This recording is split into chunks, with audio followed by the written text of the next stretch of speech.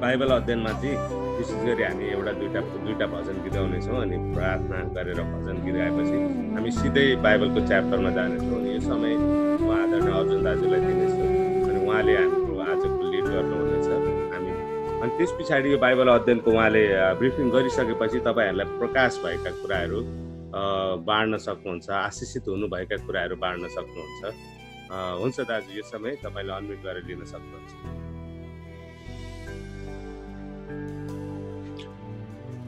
हुन्छ, सबैलाई फेरि पनि जय मसीह। परमेश्वरले हामी सबैलाई आशीर्वाद दिउन् आजको यो हाम्रो बाइबल अध्ययनमा। र हाम्रो आज यो यूहन्ना रचित सुसमाचारको अन्तिम भाग हो, अन्तिम सेसनमा हामी आइपुगेका छौँ। र गएको 6 हप्तासम्म हामीले विभिन्न कुराहरू हामीले हेरेका थियौँ। र अहिले हामी त्यसमा जानुभन्दा अगाडि हामी छोटो प्रार्थना गरौँ र एउटा भजन गाउने छु। त्यसपछि हामी आजको बाइबल अध्ययन हामी सुरु गरौँ है त। आउनुहोस् प्रार्थना गरौँ। पवित्र, महान, सर्वशक्तिमान, परम धन्य परमेश्वर पिता प्रभुजी, तपाईँलाई हामी धन्यवाद महिमा दिँदै तपाईँको चरणमा हामी आउँदछौँ। तपाईँ सर्वशक्तिमान, सर्वव्यापी, सर्वेसर्वा हुनुहुन्छ। तपाईँ आदिदेखि अनादिसम्म रहनुहुने परमेश्वर हुनुहुन्छ। तपाईँ हामीलाई हाम्रो आमाको गर्भमा रच्नुभन्दा अगाडि हामीलाई चुन्नुहुने, हामीलाई छान्नुहुने परम धन्य परमेश्वर हुनुहुन्छ। प्रभु तपाईँलाई धन्यवाद छ। र आज यसरी फेरि हामीलाई विभिन्न स्थानमा भएर हामी तपाईँ परमेश्वरको नाममा यसरी भेला भएर तपाईँलाई महिमा दिन, तपाईँको जिउँदो वचनलाई बुझ्न, अध्ययन गर्नलाई यो अवसर दिनुभएको लागि हामी धन्यवाद दिन्छौँ। आफ्ना प्रियजनहरू जो जति यहाँ आउनुभएको छ प्रभु, तपाईँ परमेश्वरले उहाँलाई आशीर्वाद दिन हवस्। र आजको यो बाइबल अध्ययनद्वारा हामी सबैले आशिष पाएर तपाईँ जीवित परमेश्वरलाई महिमा दिन सकौँ। तपाईँलाई धन्यवाद दिँदै आशिष माग्दछौँ प्रभु येशू ख्रीष्टको नाममा, आमेन। हुन्छ, अब म सधैँकी जस्तै 470 भजन क्रिस्टी भजनबाट गाउने छु। यदि तपाईँहरूलाई पनि आउँछ भने तपाईँले त्यहाँ आफै गाउन सक्नुहुन्छ। अब हामीले म्युट गरेका छौँ किनभने हाम्रो आवाज जुतिएको हुनाले प्रश्न आउँदैन, त्यो कन्ट्रास्ट हुन्छ। त्यसले गर्दाखेरि म मात्रै यसलाई गाउनेछु है त। 470। येशू प्रभु आओ हाम्रो माझमा, जीवन मेरो ल्याऊ तिम्रो हातमा। ओठको होइन यो भक्ति, हृदयको हो यो पुकार हो। येशू प्रभु आओ हाम्रो माझमा। यात्रा मेरो 2 दिनको, सास मेरो क्षणभरको। यात्रा मेरो 2 दिनको, सास मेरो क्षणभरको। चुप लागु कसरी, गीत नगाऊ कसरी, यति ठुलो मुक्तिमा नरमाऊ कसरी। हो येशू प्रभु आओ हाम्रो माझमा, जीवन मेरो ल्याऊ तिम्रो हातमा। ओठको होइन यो भक्ति, हृदयको हो यो पुकार हो। येशू प्रभु आओ हाम्रो माझमा। वचन तिम्रो पढेर, प्रार्थना सधैँ गरेर। वचन तिम्रो पढेर, प्रार्थना सधैँ गरेर। आराधनाको जिन्दगी मेरो बित्योस् यसरी, अन्धकारमा जुन झैँ चम्को साक्षी त्यसरी। ओ येशू प्रभु आऊ हाम्रो माझमा, जीवन मेरो ल्याऊ तिम्रो हातमा। ओठको होइन यो भक्ति, हृदयको हो यो पुकार हो। येशू प्रभु आऊ हाम्रो माझमा। हुन्छ, प्रभुको स्तुति भएको होस्। अब हामी हाम्रो आजको यो बाइबल अध्ययनतिर हामी जानेछौँ र हामी आजको यो अध्ययनलाई सुरु गर्नुभन्दा अगाडि म यसलाई केही रिभिजन यसलाई गर्नेछु। र हामीले गएको हप्तामा हाम्रो भाइ आउनु भएको छ कि उहाँले भन्नुभएको ल हुन्छ हुन्छ, हाम्रो भाइ हुन्छ, भाइ निशानलाई हामी स्वागत गर्छौँ। हुन्छ, तपाईँले एउटा गीत, अब कतिवटा, एउटा कि दुईटा, हामीसँग समय छैन, एउटा भजन गाइदिनुहोस् न एउटा, है त भाइ? ल हस्, हुन्छ। जय मसीह सबैजनालाई। म नेपालबाट। हुन्छ, गाउनुहोस् भजन तपाईँले। मेरो अडियो काट्यो। हेलो, आइरहेको छ, तपाईँको सुनिरहेको छ, तपाईँले गीत गाउँदा हुन्छ।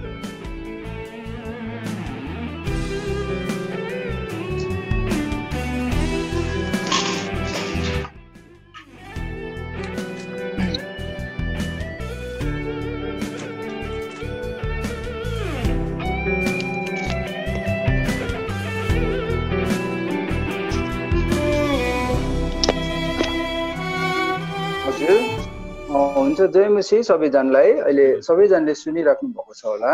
हजुर हजुर।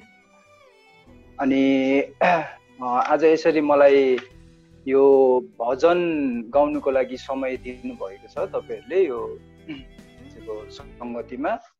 हुन्छ, म भजन यो 312 को सम्पूर्ण जीवन मेरो भन्ने म गाउनु गइरहेको छु। सबैजनालाई आउँछ होला यो? सबैजनाले सुन्दै हुनुहुन्छ? सुनिरहेछौँ, गीत गाउनुहोस्। हजुर, ए हुन्छ। म खासै उता छैन, जान्दिनँ है, स्वर पनि त्यति राम्रो छैन। तपाईहरुले मलाई उ गरिदिनु हुँदा हुन्छ, यसमा साथ दिनु हुँदाखेरि हुन्छ। हुन्छ, म गाउनु गइरहेको छु।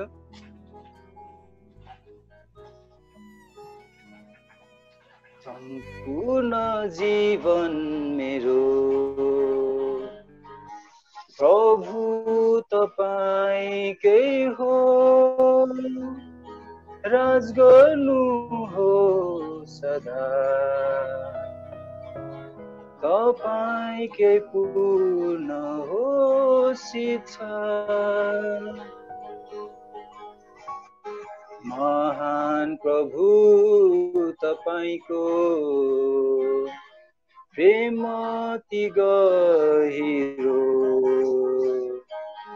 सागर भन्दा चौडा छ यो, आसमान भन्दा उच्च हो।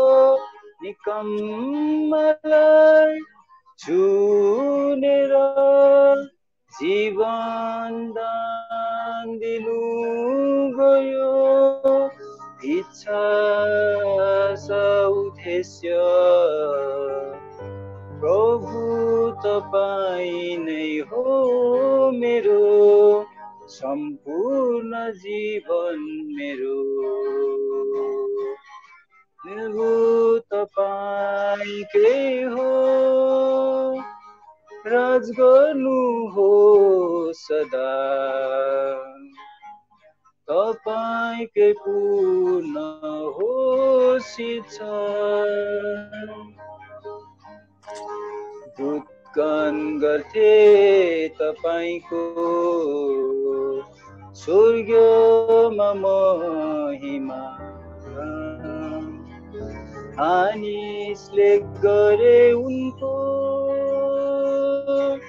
निरादर निन्दा, स्वर्गमा बस्नेछु पिताको दाहिने हात, मानिसले राखे श्रापित क्रुसमा दुई चोरको साथ सम्पूर्ण जीवन मेरो। प्रभु तपाईकै हो, राज गर्नुहोस् सदा। तपाईकै पूर्ण होस् इच्छा, तपाईकै पूर्ण होस् इच्छा। हुन्छ, धन्यवाद।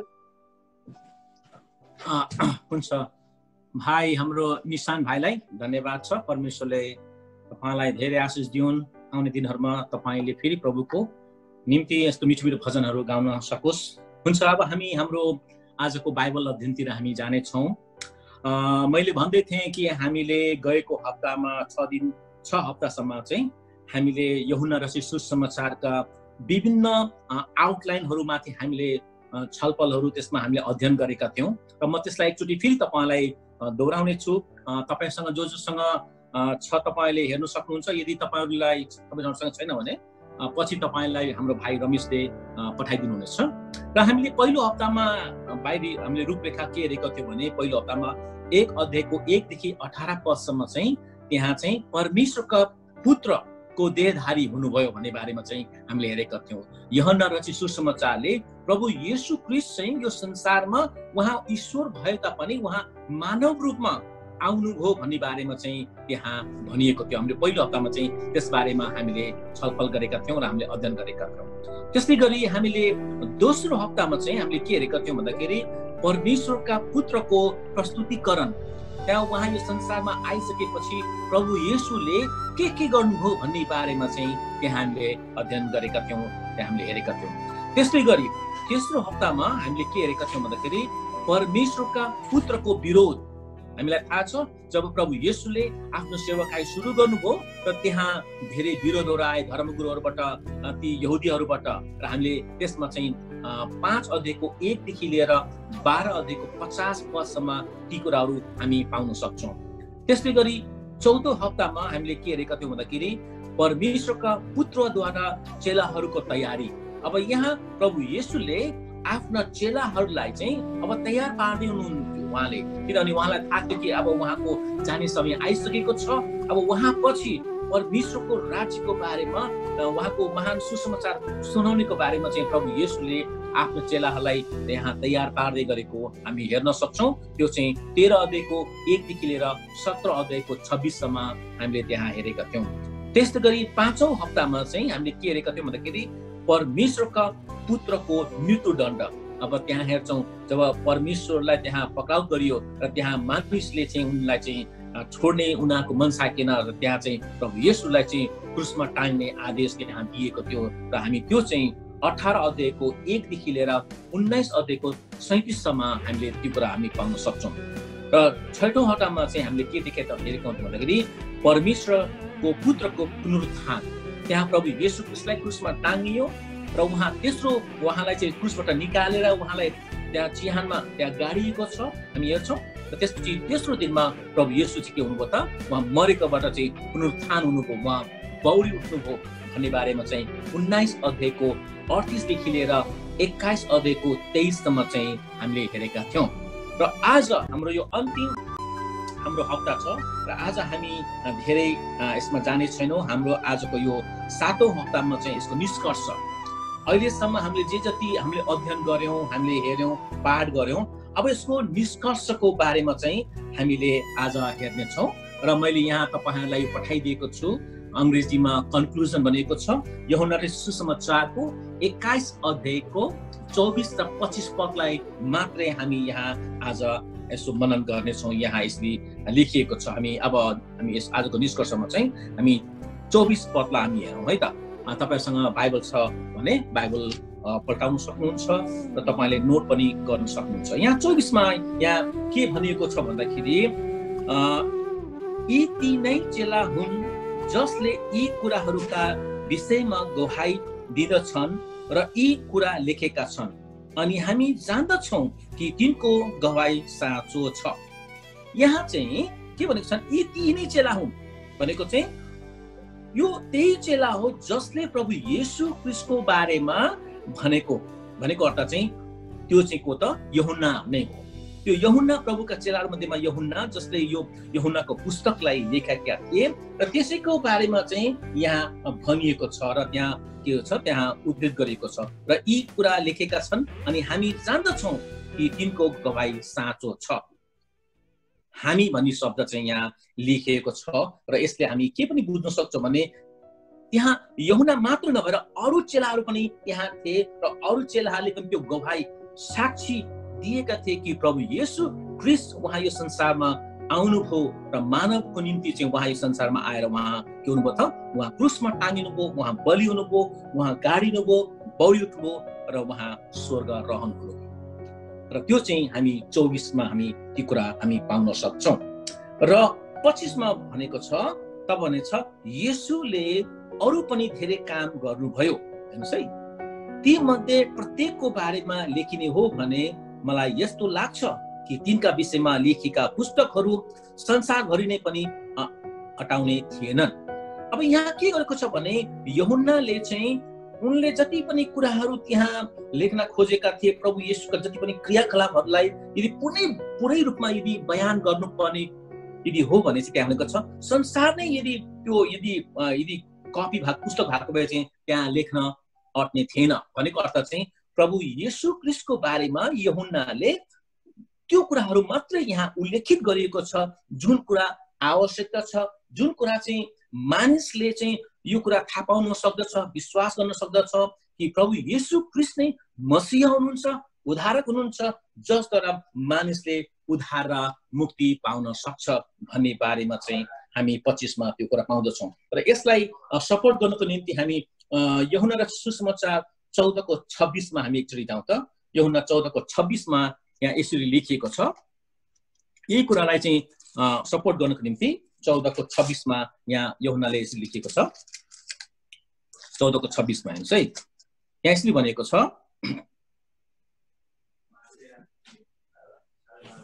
म पढ्छु है त। तर सल्लाहकार अर्थात् पवित्र आत्मा जसलाई पिताले मेरो नाउँमा पठाउनुहुनेछ उहाँले तिमीहरूलाई सबै कुरा सिकाउनुहुनेछ र मैले तिमीहरूलाई भनेका सबै कुरा तिमीहरूलाई याद दिलाउनुहुनेछ। हेर्नुहोस् है, यहाँ चाहिँ प्रभु येशू ख्रीष्टले के पनि भन्दै हुनुहुन्छ भने उहाँले प्रभुले भन्नुभएको थियो म जानेछु र म गएपछि तिमीहरूलाई चाहिँ एउटा के गर्नेछु त पवित्र आत्मा अर्थात् सल्लाहकार पठाउनेछु र जसले चाहिँ तिमीहरूलाई ती कुराहरू सिकाउनु हुनेछ भन्ने बारेमा चाहिँ यहाँ प्रभुले भन्नुभएको थियो। र यस्तै गरी हामी यूहन्ना 16:13मा पनि हामीले हेर्यौँ भने त्यहाँ प्रभुले भन्नुभएको छ 16:13मा चाहिँ यहाँ भन्नुभएको छ जब उहाँ अर्थात् सत्यका आत्मा आउनुहुनेछ तब उहाँले तिमीहरूलाई सबै सत्यतामा डोराउनुहुनेछ। उहाँ आफ्ना तर्फबाट बोल्नुहुने छैन, उहाँले जे सुन्नुहुन्छ त्यही बोल्नुहुनेछ र हुन आउने कुराहरू तिमीहरूलाई घोषणा गरिदिनुहुनेछ।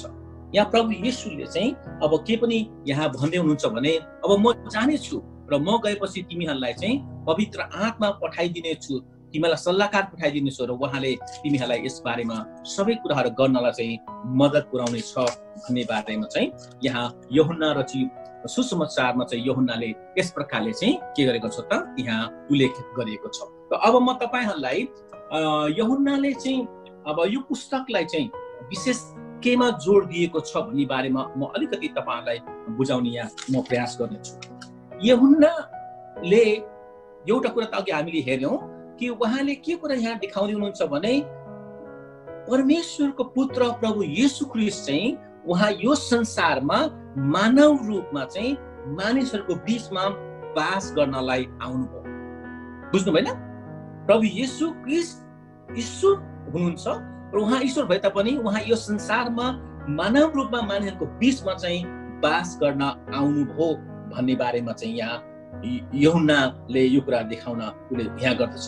र अर्को कुरा चाहिँ के भने यूहन्नाको सुसमाचारले पूर्ण रूपमा यो कुरा देखाउँदछ कि कसरी परमेश्वरका पुत्र येशूले आफ्नो पिता परमेश्वरसँग हाम्रो र परमेश्वरको बीचमा सम्बन्ध अनन्त कालको निम्ति कायम गर्नुको निम्ति उहाँले चाहिँ यो कुरा गर्नुभएको हो। र हामी बाइबलमा त्यहाँ यौन रची सुसमाचारमा हेर्यो भने धेरै ठाउँमा चाहिँ यो कुराहरू भनिएको छ। जहिले पनि प्रभु येशूले कुरा गर्दाखेरि उहाँले पिता परमेश्वरलाई चाहिँ सम्बोधन गरेको हामी हेर्छौँ। र हिजो भर्खरै हामीले यूहन्ना रची सुसमाचार 15 अध्यायमा पनि हेर्दै थियौँ कि मेरो पिता किसान हुनुहुन्छ होइन, र म चाहिँ दागको बोट हुँ र तिमीहरू चाहिँ हाँगाहरू हो, र यदि तिमी ममा रह्यो भने तिमीले प्रशस्त मात्रामा फल फलाउनेछौ भन्ने बारेमा चाहिँ त्यहाँ प्रभु येशूले भन्नुभएको छ। र त्यो कुरा यूहन्नाले चाहिँ यो कुरा एकदमै स्पष्टसँग देखाइदिनु भएको छ कि उहाँले यो संसारमा आइकन जुन मानिस र परमेश्वरको बीचको जुन एउटा खाडल थियो, जुन एउटा पापको कारणले मानिसको बीचमा जुन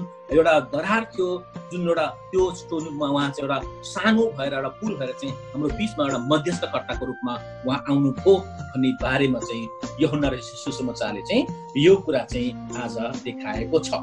र अब यो चाहिँ एउटा येशू ख्रीष्टको बारेमा यूहन्नाले दिनुभएको एउटा परिचय, इन्ट्रोडक्सन टु जन, प्रभु येशूको बारेमा। तर यसको मुख्य विषय के हो त? यो यूहन्ना रची सुसमाचारको मुख्य विषय के हो भन्दाखेरि चाहिँ हामीले अघि नै मैले भनिसकेँ, यो चाहिँ बारम्बार यूहन्नाले चाहिँ यो कुरा दोहोऱ्याउँदछ, उसले यो कुरालाई देखाउँदछ कि उहाँ प्रभु येशू ख्रीष्ट उहाँ यो संसारमा ईश्वर हुनु भए तापनि उहाँ के हुनुभयो भने यो संसारमा चाहिँ मानव रूपमा आउनुभयो। हामी 1:1-3 म पढ्छु है त। यूहन्ना रची सुसमाचार 1:1-3। आदिमा वचन हुनुहुन्थ्यो, वचन परमेश्वरसँग हुनुहुन्थ्यो, अनि वचन परमेश्वर हुनुहुन्थ्यो। उहाँ आदिमा परमेश्वरसँग हुनुहुन्थ्यो। सबै थोक उहाँद्वारा बनिए र बनिएको कुनै थोक पनि उहाँ बिना बनिएन भनेर चाहिँ यहाँ यूहन्नाको पहिलो अध्यायको 1-3 हामी पाउँदछौँ। र यो चाहिँ यसले के देखाउँदछ भने उहाँमा पुरा अधिकार थियो, उहाँमा त्यो अख्तियार थियो कि परमेश्वरमा चाहिँ उहाँले त्यो कुराहरू चाहिँ गर्न सक्ने अधिकार चाहिँ परमेश्वरमा थियो भन्ने कुरा चाहिँ उहाँले यो कुरा देखाइरहेको छ हैन। र अर्को कुरा के भन्दाखेरि उहाँले जहिले पनि हामी यूहन्ना र सुसमाचारको 13:34 र 35 पनि हेर्यौँ भने त्यहाँ के भन्छ भने जसरी म पितासँग एक छु र मैले पिता परमेश्वरलाई प्रेम गर्छु र परमेश्वरले मलाई प्रेम गर्नुहुन्छ र तिमीहरूले पनि एउटाले अर्कोलाई प्रेम गर भनेर चाहिँ उहाँले त्यो चाहिँ के भन्छ उपदेश दिएर उहाँले जानुभएको छ। र यूहन्नाको पुरै पुस्तकमा चाहिँ त्यहाँ हामीले हेर्यौँ भने त्यहाँ के भन्छ म हुँ, आई एम भन्छ, म हुँ हैन। त्यहाँ प्रभु येशूले चाहिँ आफूलाई पिता परमेश्वर यहोवासँग चाहिँ बराबरीको त्यहाँ अधिकारको कुरा चाहिँ त्यहाँ देखाइएको छ। र त्यो कुरा चाहिँ हामीले 6:35 हेर्यौँ भने त्यो कुरा हामी पाउँछौँ। 6:35 म एकचोटि पढिदिन्छु है त। त्यहाँ यूहन्ना 6:35 यहाँ यसरी लेखेको छ। 6:35 यहाँ भनेछ येशूले तिनीहरूलाई भन्नुभयो जीवनको रोटी म हुँ, म कहाँ आउने भकाउने छैन र म माथि विश्वास गर्ने कहिले तिर्खाउने छैन। हेर्नुहोस् है, म हुँ भनेको छ, जीवनको रोटी म हुँ। यहाँ चाहिँ उहाँले के भन्नुभएको छ, म हुँ जो हुँ। जब हामीलाई थाहा छ जब परमेश्वरले मूसालाई बोलाउनु भयो इजरायलीहरूलाई चाहिँ मिस्र देशबाट छुटकारा दिनको निम्ति, त्यहाँ भन्नुभयो भने मूसाले सोधे कि तपाईँ को हुनुहुन्छ, मैले चाहिँ कसले मलाई पठायो भन्दाखेरि चाहिँ म हुँ जो म हुँले पठायो भनेर चाहिँ त्यहाँ भनिएको छ। र यहाँ हामी पुरा यो यूहन्ना र सुसमाचारमा अनि हामी त्यो कुरा हेर्दछौँ प्रभु येशूले भनेछ कि जीवनको रोटी म हुँ हैन, र जसले मलाई खाँदछ त्यो कहिले पनि भोकाउने छैन भन्ने बारेमा चाहिँ हामी त्यो पाउँदछौँ। र हामीले प्रस्थानको 3:14-16 पनि हामीले भने त्यो कुरा चाहिँ हामी पाउन सक्दछौँ। र एउटा कुरा अघि मैले तपाईँलाई सिनप्टिक गस्पेलको बारेमा पनि भनेको थिएँ। सिनप्टिक भनेको चाहिँ एउटै दृष्टिकोणले एउटै दृश्यले हेर्नेलाई चाहिँ त्यसलाई सिनप्टिक भनिन्छ। र यो चारवटै सुसमाचार जुन हामी मत्ती, मर्कुस, लुका, यूहन्नालाई हामीले हेर्यौँ भने त्यहाँ चारवटै सुसमाचारमा एउटै दृष्टिकोणले प्रभु येशू ख्रीष्ट नै परमेश्वर हुनुहुन्छ। कसैले चाहिँ एउटा राजाको रूपमा देखाएको छ, कसैले चाहिँ परमेश्वर चाहिँ एउटा ईश्वरको पुत्र हुनुहुन्छ, कसैले एउटा दासको रूपमा देखाएको छ, सेवकको रूपमा देखाएको छ भने, तर जसले जुन रूपमा देखाए तापनि प्रभु येशू ख्रीष्टले उद्धारक हुनुहुन्छ, उद्धारकर्ता हुनुहुन्छ, मसीह हुनुहुन्छ, उहाँद्वारा उद्धार र मुक्ति छ भन्ने बारेमा चाहिँ त्यहाँ भनिएको छ।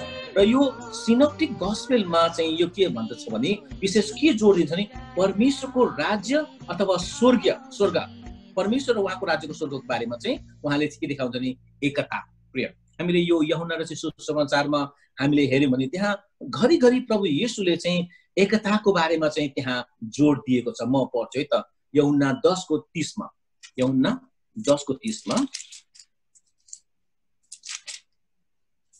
यूहन्ना 10:30 मा यहाँ यसरी भनेको छ, पिता र म एक हौ। हेर्नुहोस् है, पिता र म एक हौ। यहाँ जहिले पनि प्रभु येशू ख्रीष्टले जब उहाँले पितासँग सम्बोधन गर्नुहुन्छ, उहाँले भन्नुहुन्छ पिता र म एकै हौ। भनेको अर्थ चाहिँ हाम्रो बीचमा कुनै पनि प्रकारको भिन्नता छैन, बुझ्नु भएन। र यहाँ चाहिँ प्रभु येशू ख्रीष्टले एकताको बारेमा पिता परमेश्वरसँग जसरी उहाँ हुनुहुन्छ त्यसरी नै उहाँले चाहिँ आफ्नो चेलाहरूलाई चाहिँ तिमीहरू पनि एक हौ, तिमीहरू जुट, तिमीहरू फुट्ने होइन तर जुटेर एक आपसमा रहेर चाहिँ तिमीले चाहिँ मेरो महिमा गर र मेरो उपस्थितिमा रहेर चाहिँ तिमीले चाहिँ यो कुरा गर भनेर चाहिँ प्रभु येशू ख्रीष्टको चाहिँ मुख्य उद्देश्य थियो। उहाँ 3 वर्षसम्म जब प्रभु येशू उहाँको चेलाहरूसँग उहाँले बस्नुभयो, उहाँले त्यो 3 वर्ष अवधिभित्र उहाँले यो कुरा चेलाहरूलाई देखाउनु भयो, जसरी पिता र म एक छु तिमीहरू पनि एक हौ, जसरी पिता परमेश्वरले मलाई प्रेम गर्नुहुन्छ म पिता परमेश्वरलाई प्रेम गर्छु, त्यसरी नै तिमीहरू एक आपसमा एउटाले अर्कालाई चाहिँ प्रेम गर भनेर चाहिँ यहाँ भनिएको छ। र यहाँ थुमा, हामीलाई थाहा छ थुमा जो प्रभु येशूका चेलाहरू मध्येमा एउटा चेला हो, जसले प्रभु येशू बौरी उठ्नु भएको छ भन्ने बारेमा उनले शंका गरेका थिए। तर जब उसले आफ्नो आँखाले देखे, उसले प्रभुलाई विश्वास गरे। त्यही चेलाले पनि भन्दछ कि प्रभु येशू ख्रीष्ट चाहिँ मेरो प्रभु हुनुहुन्छ। हामी यूहन्ना 20:28 मा, यूहन्ना 20:28 मा एकचोटि म पढ्दिन्छु तपाईको लागि। 20:28 मा यहाँ यसरी भनिएको छ, थोमाले उहाँलाई भने मेरा प्रभु र मेरा परमेश्वर। हेर्नुहोस् है, यहाँ के भन्दछ भने मेरा प्रभु र मेरा परमेश्वर भनेर चाहिँ 20:28 मा यहाँ यूहन्नाले के कुरा देखाउन खोजिरहेको छ भन्दाखेरि यूहन्नाको चाहिँ विशेष उनको जोड के भन्दाखेरि चाहिँ पिता परमेश्वर जसले उहाँलाई यो संसारमा उहाँलाई पठाउनु भयो र जुन उद्देश्यको सिटमा उहाँ आउनुभयो, उहाँ चाहिँ पिता परमेश्वर हुनुहुन्छ, बुझ्नु भएन। उहाँ स्वयं परमेश्वर हुनुहुन्छ र उहाँद्वारा नै मानिसले उद्धार र मुक्ति पाउनेछ। र यहाँ अर्को कुरा के भनेको छ भने पिता र म एकै हौ। यसैको आधारमा येशूले आफ्ना चेलाहरूलाई उहाँसँग एकीकृत हुन पर्छ भन्ने कुरा चाहिँ यहाँ प्रभु येशूले चाहिँ विशेष प्रकारको जोड यहाँ दिएको छ। र येशूले यो पनि भन्नुभएको छ पवित्र आत्मा तिमीहरूमा आउनुहुनेछ, आफ्ना चेलाहरूसँग परमेश्वरको उपस्थिति अनन्तसम्म हुनेछ। र यो चाहिँ थुमा जुन प्रभुका चेलाहरू मध्येमा उहाँले चाहिँ त्यो कुरा भनेर चाहिँ प्रभुले चाहिँ त्यहाँ जानुभएको छ। र अर्को कुरा चाहिँ के भन्दाखेरि पिता परमेश्वरसँगको साँचो र अनन्तको सम्बन्धलाई कायम गर्नको निम्ति प्रभु येशू ख्रीष्ट चाहिँ तपाईँ र मेरो पापको निम्ति उहाँ चाहिँ बलिद हुनुभयो, पुनरुत्थान हुनुभयो। उहाँद्वाराले के हुनु त हाम्रो बिचमा उहाँले सम्बन्ध गाँसिदिनुभयो। मैले अघि नै भने कि पापको कारणले आज तपाईँ र मेरो बिचको जुन सम्बन्ध चाहिँ के हो विच्छेद भएको थियो, बिचमा ठुलो ढाक थियो, ठुलो खाडल थियो। र त्यो खाडललाई संसारका कुनै पनि धर्मकर्मले कुनै पनि कुराले त्यसलाई पुरा गर्न सक्दैन थियो। र त्यो चाहिँ केवल प्रभु येशू ख्रीष्टको बलिदानद्वारा र उहाँको पुनरुत्थानद्वारा, बलि मात्र होइन, प्रभु येशू हाम्रो पापको निम्ति बलि हुनुभयो। त्यो एकदमै राम्रो कुरा, किनभने पापको निम्ति बलि हुनै पर्छ भन्ने कुरा चाहिँ शास्त्रमा लेखिएको। तर उहाँ चाहिँ के हुनुभयो त, उहाँ बलि मात्रै हुनु भएन, उहाँ चाहिँ बौरी उठ्नुभयो, पुनरुत्थान हुनुभयो। र उहाँको पुनरुत्थानद्वारा चाहिँ आज तपाईँ र मेरो जुन सम्बन्ध चाहिँ अनन्तकालसम्म परमेश्वरले चाहिँ प्रभु येशूले चाहिँ त्यो चाहिँ के गरिदिनुहुन्छ, उहाँले हाम्रो निम्ति गाँसिदिनु भएको छ। र त्यो सम्बन्ध संसारका कुनै पनि तत्त्वले चाहिँ हामीलाई चाहिँ त्यसले हटाउन सक्दैन।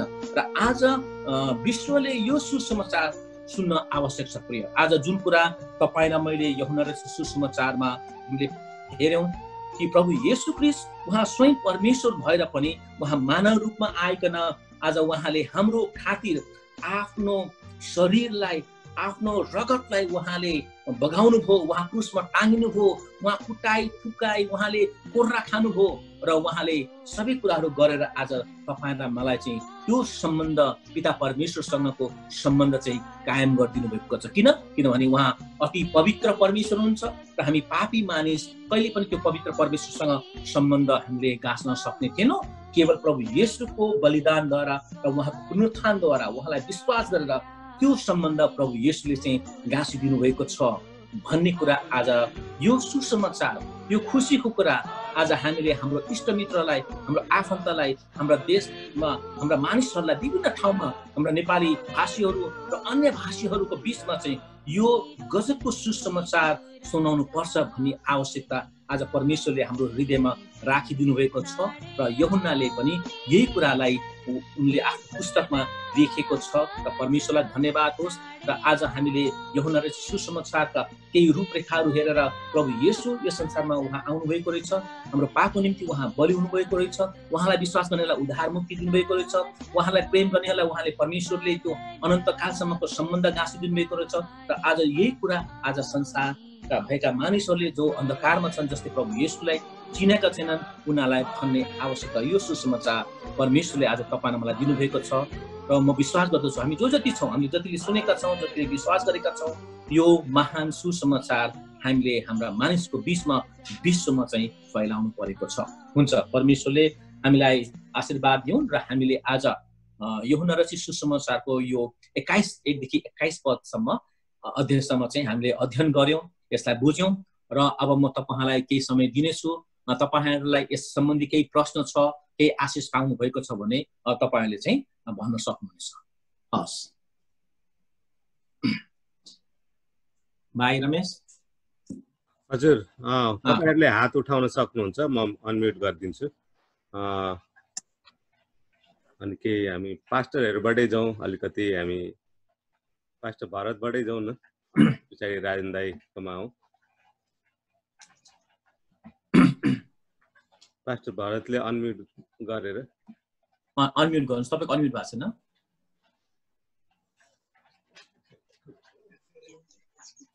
हजुर भयो। जय विशेष हाम्रो पास्टर अर्जुनज्यूले जसरी यो यूहन्नाको सुसमाचारको बारेमा चाहिँ बताउनु भयो। हामी पहिला पनि यसो अध्ययन हामीले गरेकै पुस्तक हो, फेरि पनि आज चाहिँ दोहोरिएको छ। जोस् अब यसमा चाहिँ प्रभुले पिता र म एक हुँ भन्ने कुरा चाहिँ पितासँग समान देखाएको कुराहरू, अनि उहाँ चाहिँ वचन, आदिमा वचन, अनि वचन परमेश्वर चाहिँ देहधारी हुनुभएको कुराहरू, अनि एकदमै आशिषमय कुरा। अनि म जीवनको रोटी हुँ, अनि म जीवनको रोटी हुँ, मलाई विश्वास गर्ने भोकाउने छैन भन्ने कुराहरू धेरै आशिषको कुराहरू लाग्यो। अनि अब कतिपय कुरामा चाहिँ उहाँ चाहिँ जब उहाँको मृत्यु भयो अनि उहाँ बोरी उठ्नु भयो, अनि बोरी उठ्नु भएपछि जब त्यहाँ चेलाहरू एउटै डराएर उहाँहरू एउटा रुममा बसेका थिए, त्यो बेलामा चाहिँ त्यहाँ थोमा थिएन।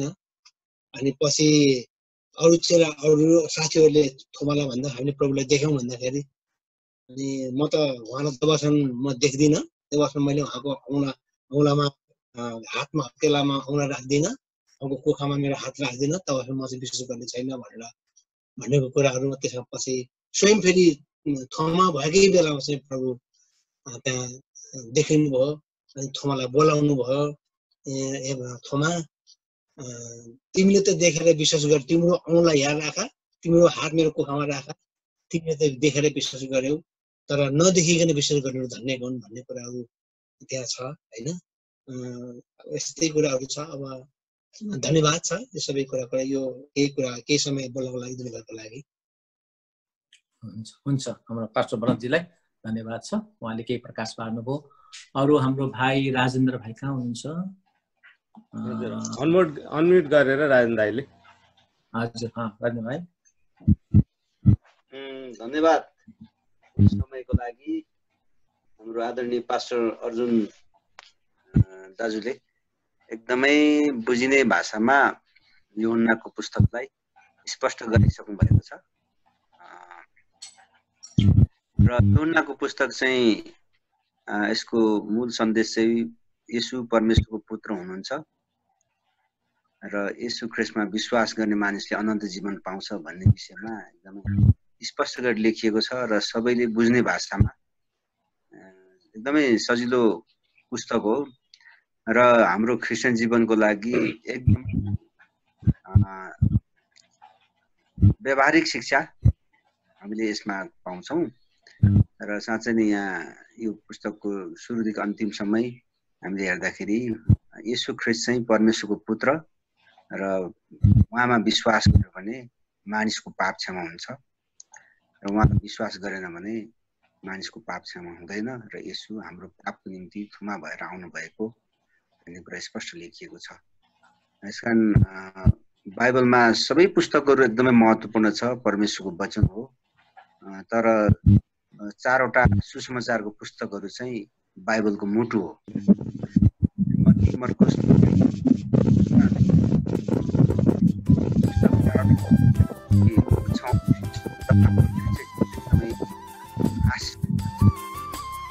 यो चारवटा पुस्तक चाहिँ मेरो आफ्नो बुझाइमा बाइबलको मुटु हो। त्यसकारण हामीले यो अक्षरश हामीले बुझ्दै जानु चाहिँ एकदमै राम्रो हो, जसरी दाजुले एकदमै राम्रो तरिकाले इन्टरप्रेट गर्नु भएको छ। आदरणीय दाजुभाइ धेरै धेरै धन्यवाद दिन चाहन्छु। Thank you. हुन्छ भाइ राजालाई धन्यवाद, उहाँले हामीलाई राम्रोसँग प्रकाश पारिदिनु भयो केही कुराहरू बारेमा। यो अरू कोही हुनुहुन्छ तपाईँहरू नयाँ केही प्रकाश तपाईँलाई भएको छ अथवा केही बोल्न चाहनुहुन्छ? निशान भाइ के बोल्छु भन्नुहुँदैछ? निशान धरानबाट अनम्युट गरिदिनुहोस् तपाईँको अनि बोल्नुहोस् न। अनम्युट बोले सुनेको छैन, तपाईँको स्क्रिनमा अनम्युट गर्नुहोस्।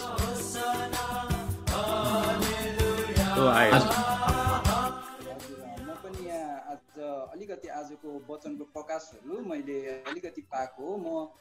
म यो प्रस्थानको पुस्तक पढिरहेको थिएँ अस्तिदेखि। यो सुनिएन भाइ, अलिक ठुलो अलिक नजिकबाट बोल्नु, सुनिएन तपाईँको। सुनेको छैन हो? अहिले सुनेको छ?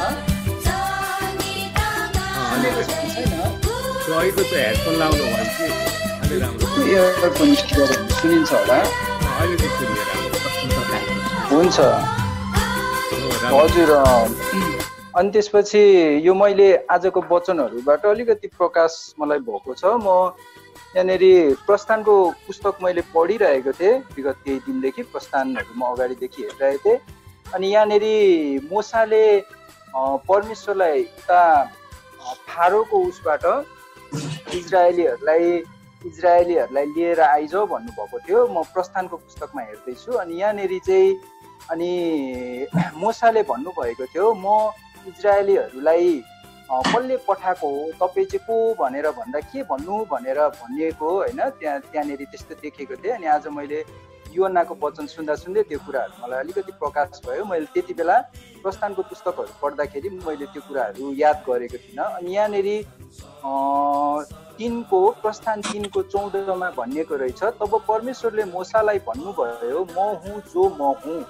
फेरि उहाँले भन्नुभयो इजरायलीहरूलाई, तैँले यसो भन्नु म हुँ। यहाँनिर म हुँ भनेर परमेश्वरले यसरी भन्नुभएको छ। हिब्रूमा तल यसको उसमा दिएको छ, हिब्रूमा परम प्रभुको उच्चारण म हुँ जस्तै सुनिन्छ भनेर यसरी भन्नुभएको रहेछ। अनि आज यसरी मैले यूहन्नाको पुस्तकमा यूहन्ना 6:35 हेर्दाखेरि चाहिँ ठ्याक्कै त्यो कुरा यहाँनिर आइदियो होइन। येशूले तिमीहरूलाई भन्नुभयो जीवनको रोटी म हुँ भनेपछि यहाँनिर प्रभु येशू ख्रिस्टले त्यसरी प्रस्थानको पुस्तकमा पनि त्यसरी म हुँ भनेर चाहिँ भन्नुभएको भन्ने कुरा त्यति बेला नै मोसालाई इजरायलीहरूलाई मुक्त गर्नुको निम्ति फारोको त्यो दासत्वबाट होइन, फारो त्यति बेला त्यसरी त्यसरी म हुँ भनेर म हुँ भन्नुको अर्थ चाहिँ परमप्रभु परमेश्वर येशू ख्रीष्ट नै हुनुहुन्छ भनेर यसरी प्रस्थानको पुस्तकमा नै प्रश्नसँग भन्नुभएको रहेछ भन्ने कुरा मैले त्यो आज बुझेँ आजको वचनबाट। हुन्छ, मैले त्यही भन्नु खोजेको हो। हुन्छ, जय मसीह सबैजनालाई। हुन्छ भाइ।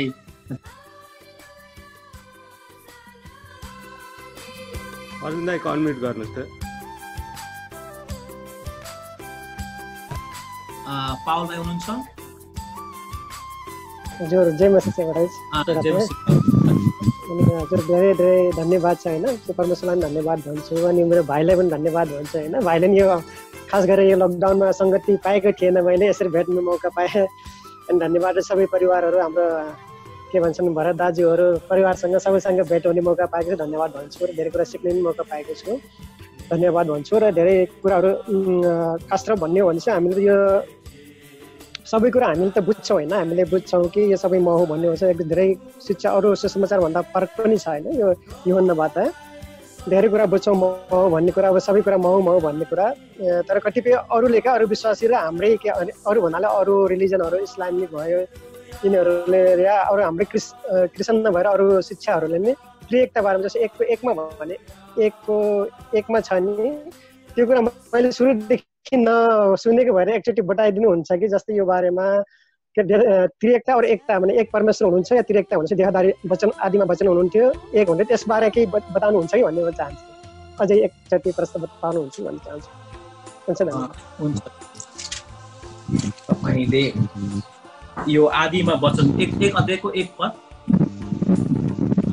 होइन? हजुर, एकको एक।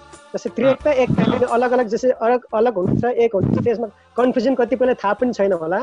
हुन त अलग अलग हुनुहुन्छ, वास्तवमा अहिले भने आउनुभयो देहधारी हुनुहुन्थ्यो, त्यही भएर एक त्रिएकता एकतामा धेरैले सवालहरू सोद्धाखेरि अच्छा, तपाईँको प्रश्नको सोधाइ चाहिँ त्रिएक भनेको र एकता भनेको भिन्नता भन्नुभयो होइन तपाईँले? पुत्र पवित्र आत्मा। अब यो ट्रिनिटीको बारेमा कुरा गर्दाखेरि के छ भन्दाखेरि यो अति नै रहस्यमय छ। ट्राइन गड भनिन्छ होइन, ट्राइन गड भनेको थ्री इन वान भनेको त्रिएक परमेश्वर। अब यो चाहिँ हाम्रो मानसिक बुद्धिले बौद्धिक हिसाबले यसलाई हामीले जति पनि परिभाषा हामी दिनु कोसिस गर्छौँ त्यो चाहिँ अधुरै हुन्छ होइन। तर एउटा कुरा हामीले के बुझ्नुपर्छ भन्दाखेरि उत्पत्तिदेखि लिएर प्रकाश वाक्यसम्म चाहिँ त्रिएक परमेश्वरको बारेमा चाहिँ त्यहाँ उद्धृत गरेको छ। हामीले उत्पत्तिको पुस्तकमा पनि त्यहाँ हेऱ्यौँ भने त्यहाँ के भन्छ भने हामी बनाऊ भनेको छ होइन। त्यहाँ जब प्रभु परमेश्वरले चाहिँ मानव जातिलाई चाहिँ बनाउने जब त्यहाँ प्रयास उहाँले जब परमेश्वरले गर्नुभयो हामी आफ्नै स्वरूपमा बनाऊ भनेको छ, त्यहाँ बहुवचन छ भनेको अर्थ चाहिँ प्रभु येशू ख्रीष्ट चाहिँ उत्पत्तिमै हुनुहुन्थ्यो। र त्यही कुरालाई अब यूहन्नाले आएर के भन्दछ भने जो उहाँ वचनमा हुनुहुन्थ्यो र वचन चाहिँ देहधारी हुन आउनुभयो भनेको चाहिँ अब चाहिँ उहाँ चाहिँ पूर्ण रूपमा चाहिँ देहमा आउनुभयो भनेर चाहिँ यूहन्नाको सुसमाचार 1:1देखि हामी 2:1मा हेऱ्यौँ भने चाहिँ त्यो कुरा हामी पाउन सक्छौँ। 3 in 1 भनेको triune God, God the Father, God the Son, God the Holy Spirit हुन्छ नेपालीमा। पिता परमेश्वर र पुत्र परमेश्वर र पवित्र आत्मा परमेश्वर, यो तीनवटा परमेश्वर होइन फेरि यो हेर्नुहोस् है। यो फेरि तीनवटै परमेश्वर। अब त्यसो भने पिता परमेश्वर पनि हुनुहुन्छ, पुत्र प्रभु परमेश्वर पनि हुनुहुन्छ र पवित्र आत्मा परमेश्वर पनि हुनुहुन्छ भन्ने बारेमा हामी त्यो फेरि गलत शिक्षामा हामी नजाउँ। तर के भने 3 in 1 भनेको चाहिँ त्रिएक परमेश्वर हुनुहुन्छ, उहाँको आफ्नो क्यारेक्टरिस्टिक्स भनेको उहाँको आफ्नो स्वभाव गुण जुन छ पिता परमेश्वरले गर्नुपर्ने जुन गुण छ उहाँले त्यो गर्नुभएको छ। हामी त्यो उत्पत्तिमा हामी पाउँछौँ। र त्यसपछि आएर वचन देहधारी हुनुभयो र त्यो चाहिँ प्रभु येशू ख्रीष्टद्वारा उद्धार र मुक्तिको कुरा त्यहाँ एकदमै छर्लङसँग भनिएको छ। अघि हाम्रो भाइ राजेन्द्रले भन्नुभयो उद्धार र मुक्ति येशू ख्रीष्ट बाहेक अरू कुनै पनि उपाय छ संसारमा, केही पनि छैन। अब त्यसपछि आएर चाहिँ पवित्र आत्मा प्रभुले नै भन्नुभयो र म जानेछु र म तिमीहरूलाई चाहिँ पवित्र आत्मा पठाइदिनेछु, शान्तिको आत्मा, सल्लाहको आत्मा भनेपछि पवित्र आत्मामा धेरै कुराहरू भनेको छ र उहाँले तिमीहरूलाई चाहिँ त्यो ज्ञान दिनुहुनेछ भन्ने बारेमा चाहिँ भनिन्छ। त्यो चाहिँ परमेश्वरले आफ्नो स्वभाव आफ्नोको बारेमा त्यहाँ भन्नुभएको छ। तर यहाँ प्रभु येशूले चाहिँ पिता र म एकै हुँ भनेको अर्थ के भने उहाँहरूमा भिन्नता छैन, तर उहाँ चाहिँ यो संसारमा पापीहरूको निम्ति मर्न आउनु पर्ने भएको हुनाले उहाँ देहधारी भएर उहाँद्वारा संसारका मानिसले चाहिँ उद्धार र मुक्ति पाउनु पर्ने थियो। त्यो हिसाबले चाहिँ उहाँ देहधारी भएर आउनु हो, तर उहाँ संसारमा मानव रूपमा आए तापनि उहाँ चाहिँ पूर्ण रूपमा चाहिँ ईश्वर हुनुहुन्थ्यो भन्ने बारेमा चाहिँ यूहन्नाले चाहिँ त्यो कुरा यहाँ दर्शाएको छ। त्यसले गर्दाखेरि कति पटक अब कति अरू व्यक्तिले पनि के भन्छ भने येशू ख्रीष्ट उहाँ त मानिस हुनुहुन्छ, उहाँ कुनै रूपमा उहाँ चाहिँ ईश्वर हुनुहुन्न भनेर चाहिँ यसको बारेमा थुप्रै विवादहरू पनि छ। हामी अहिले त्यतितिर नजाउँ, तर बाइबलमा यूहन्नाले के कुरा देखाएको छ भने उहाँ पूर्ण रूपमा मानिस हुनुहुन्थ्यो र पूर्ण रूपमा चाहिँ उहाँ ईश्वर हुनुहुन्थ्यो र उहाँ ईश्वर भए तापनि उहाँ मानवको विचारहरू बुझ्नुहुन्थ्यो र उहाँले आफ्नो सम्बन्धलाई जहिले पनि पिता परमेश्वरसँग चाहिँ बराबरी राख्नुहुन्थ्यो र उहाँ चाहिँ पिता परमेश्वरसँग भन्दा कम हुनुहुन्थेन भने एउटै दर्जामा हुनुहुन्थ्यो भन्ने बारेमा चाहिँ यहाँ भनेको छ। भाइ पाउललाई ठिक छ, चित्त बुझ्यो तपाईँलाई? हजुर हजुर, यहाँ हामीले चाहिँ अक्सर बुझिरहेको हुन्छ, कतिपय के सवालहरू आउँछन् क्या भनेर सम्झाउनु इस्लामिक डेबिट उसमा लागिरहेको छ। मैले बुझ्न धेरै कोसिस गर्छ, कतिपय अब्जेक्सन गरिदिनु पाउने होला, त्यो कारणले गर्दाखेरि कतिखेर सहीसँग बुझाउनु पर्ने हुन्छ। एनएस भाइले बोल्नुभन्दा अगाडि म भाइलाई फेरि एउटा सानो उदाहरण दिन्छु। मैले पनि सुरुमा तपाईँको माइक्रोफोन अफ गरिदिनुहोस् पावल भाइ, अलिकति काकाइरहेको छु। सुरुमा मैले पनि एकजना गोरालाई मैले सोद्धाखेरि उनले चाहिँ के जवाफ दियो भने मलाई पानी आइस र बाफको उदाहरण दिए। इन द बिगिनिङ हुन त पानी हुन्छ, त्यस पछाडि शरीर हुँदाखेरि आइस भयो, अनि शरीर सकिसकेपछि बाफ पवित्र आत्मा रहेर अहिले भइराख्नु भएको छ। यसरी तिमी बुझ्न सक्छौ, पानी आइस जुन भिक्का हुन्छ अनि त्यस पछाडि बाफ रहन्छ, त्यो बाफ बन्छ। त्यस पछाडि पिता पुत्र पवित्र in the beginning there is a water, तपाईँ पानी जस्तै हुनुहुन्थ्यो, सुरुमा पानी नै हुन्छ अनि त्यही पानी नै शरीर बन्दछ होइन, वचन नै देहधारी हुनुभयो भनेको छ होइन। अनि त्यही देहधारी फेरि स्वर्गमा गइसकेपछि पवित्र आत्मा हामीले छोड्नु भएको छ। पानी बरफ र के अरे बाफको रूपमा उहाँले मलाई बुझाउनु भएको थियो। हुन्छ, हाम्रो एनएस भाइमा जो मैले सुरुमा बुझेको थिएँ यसरी हैन, त्यही हो। मैले बोल्नै नपर्ने कुरा थियो कि मेरो मनमा आइरहेको कुरा पास्टर दाजुले भन्नुभयो, मैले त्यही भनेको थिएँ। ग्यास पानी पानी भनेको परमेश्वर पिताको रूप र ठोसमा येशू ख्रीष्ट ठोस रूपमा आउनुभयो आइसको रूप र बाप स्टिम जो होली स्पिरिटको नाममा भन्ने मैले बताउनै खोजेको थिएँ। उहाँले बताउनु भयो जो मलाई प्रकाश आएको थियो, जो मैले बुझेको थिएँ आजसम्मलाई। र उहाँको आफ्नो आफ्नै विशेषता र आफ्नै आफ्नै काम छ। पानीको आफ्नै काम छ, आफ्नै विशेषता छ, र आइसको आफ्नै विशेषता आफ्नै काम छ, र होली स्पिरिट स्टिमको आफ्नै काम र आफ्नै विशेषता छ भन्ने कुरामा मैले बताउन लागिरहेको थिएँ। पहिले नै उहाँले बताउनु भयो, एकदम धन्यवाद भन्दछु।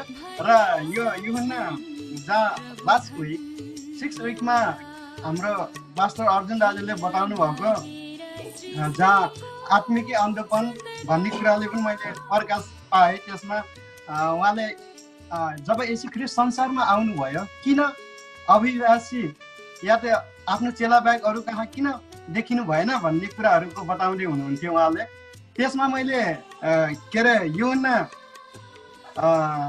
9को यो आत्मिक अन्धोपन भन्ने 35मा यूहन्ना 9को 35बाट पढ्दै जाँदा पनि मैले भेटाएँ कि त्यहाँ के रहेछ भने त्यहाँ फारसीहरू र यसैले त्यो अन्धलाई आँखा खोलिदिएको कुराहरूमा छलफल भएको रहेछ फारसीहरूसँग। त्यो विस्तृत रूपमा पढ्ने भने त्यहाँ 38मा यसरी लेखेको रहेछ कि जब त्यसले भन्यो प्रभु विश्वास गर्दछु, त्यसले उसलाई दण्डवत गर्यो।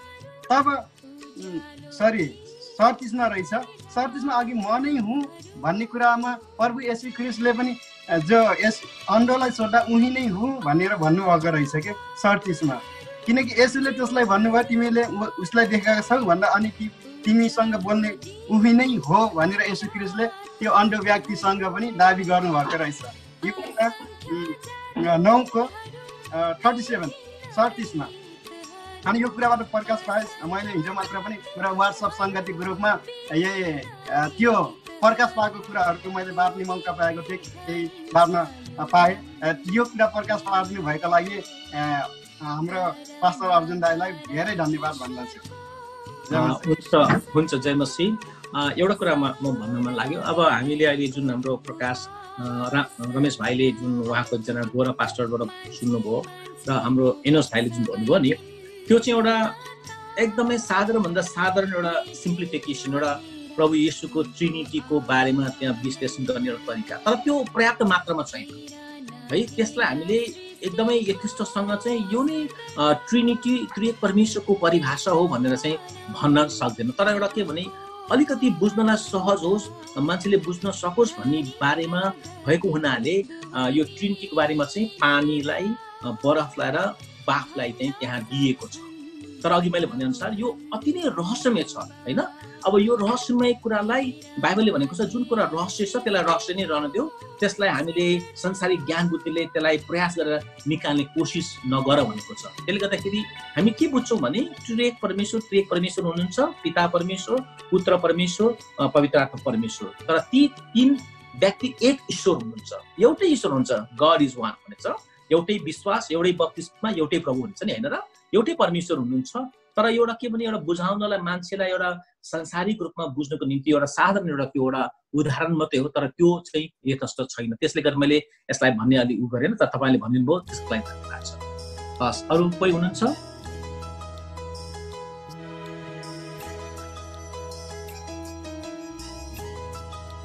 हुन्छ, हाम्रो पृथ्वी भाइलाई हस् अनम्युट गर्नुहोस्। हुन्छ, फेरि पनि जयमसी। अनि साँच्चै यहाँनिर आज हामीले हेर्दाखेरि मैले धेरै कुराहरू सिक्न पाएँ। र जुन हामीले अघि हाम्रो पास्टरले नि यूहन्ना 10:30 उहाँले सङ्केत गर्नुभयो, पिता र म एक हौ भनेर भन्नुभएको छ। अनि यहाँनिर चाहिँ पिता र पुत्रको कुरा मात्र गरेको छ, पवित्र आत्माको बारेमा चाहिँ किन त्यहाँनिर चाहिँ उल्लेख गरिएन अथवा उनीहरूले किन भनिएन, एउटा मेरो त्यो प्रश्न। र अर्को चाहिँ जब कि यहुदीहरू र फरिसीहरू उनीहरू जुन मोसाले दिएको व्यवस्थालाई जान्दथे र यीशु ख्रीष्टले चाहिँ होइन यतिचोटि भनिरहनु भएको छ, म नै हुँ भनेर भनिरहनु भएको छ। तब पनि यीशु ख्रीष्टलाई मार्नुको पछाडि अथवा ढुङ्गे हान्नुको लागि पछाडि यीशु ख्रीष्टलाई चाहिँ भूत लागेको छ भनेर भनिरहेका छन् होइन। त्यसको रिजन पछाडि अब उहाँले भन्नुभएको जुन अगमवाणी त्यो कुरा हुनको लागि उनीहरूले त्यो गरेका हुन् अथवा त्यसको पछाडि नै कुनै रहस्य छ, मलाई त्यो भनिदिन सक्नुहुन्छ? हुन्छ भाइ पृथ्वीलाई धन्यवाद, तपाईँले जुन प्रश्न राख्नुभयो। पहिलो प्रश्न त के भने किन प्रभु येशू ख्रीष्टले पिता र म एकै हुँ पवित्र आत्माको बारेमा भन्नु भएन भन्नुभएको छ नि, त्यो चाहिँ के भन्दाखेरि त्यतिखेर त्यो समय आएको थिएन। हामीले जब यो पाठ हेर्दै गएपछि त्यहाँ प्रभु येशूले चाहिँ अन्तिममा गएर हामीले अघि नै हेऱ्यौँ र उहाँले पछि गएर भन्नुभएको छ होइन। अब यसको अर्थ यो होइन कि फेरि पवित्र आत्मा थिएन भनेको चाहिँ होइन है, याद गर्नुहोस्। अब यसबारे हाम्रो एनएस भाइले पनि बिचमा मलाई कुरा राख्नु भएको थियो र हामीले केही कुराहरू गऱ्यौँ। पुरानो नियममा पनि पवित्र आत्मा चाहिँ हुनुहुन्थ्यो। हामीलाई याद छ जब दाउद राजाले त्यहाँ भनेको छ, हे परमेश्वर पवित्र आत्मा मबाट नलैजाउनुहोस्, ममा शुद्ध हृदय सिर्जिनुहोस् भनेको छ नि है। त्यतिखेर त्यो पुरानो समयमा चाहिँ के हुन्थ्यो भन्दाखेरि जब मानिसको हृदयमा दुष्ट विचार, दुष्ट सोच आउँदाखेरि चाहिँ पवित्र आत्मा वास गर्दैन थियो। बुझ्नुभयो? पवित्र आत्मा चाहिँ हुनुहुन्थ्यो तर त्यतिखेर वास गर्दैन थियो। त्यसैले गर्दाखेरि साउल राजाले त्यहाँ भनेको छ जब उसको विचारमा जब दुष्ट आत्मा आएपछि के गर्थे त, साउल राजाले दाउद राजालाई कतिचोटि मार्ने प्रयास गरे नि होइन, हामी हेर्छौँ। तर जब उसले प्रयास गरी परमेश्वरले के गर्नुभयो त, दाउदलाई चाहिँ त्यहाँ बचाउनु भएको छ। भनेको अर्थ चाहिँ पवित्र आत्मा हुनुहुन्थ्यो तर पवित्र आत्मा कब चाहिँ पुरा हुनु आउनु हो भने जब पिताले परमेश्वर प्रभु येशूलाई पठाउनु भयो र प्रभु येशू ख्रीष्ट उहाँ स्वर्ग रहनुहुनु हो नि, त्यसपछि उहाँले चाहिँ पवित्र आत्मालाई पठाउनु भयो र बाइबल भनेको छ कि अब चाहिँ पवित्र आत्माको छाप हामीमा लगाइदिनु भएको छ। बुझ्नु होइन?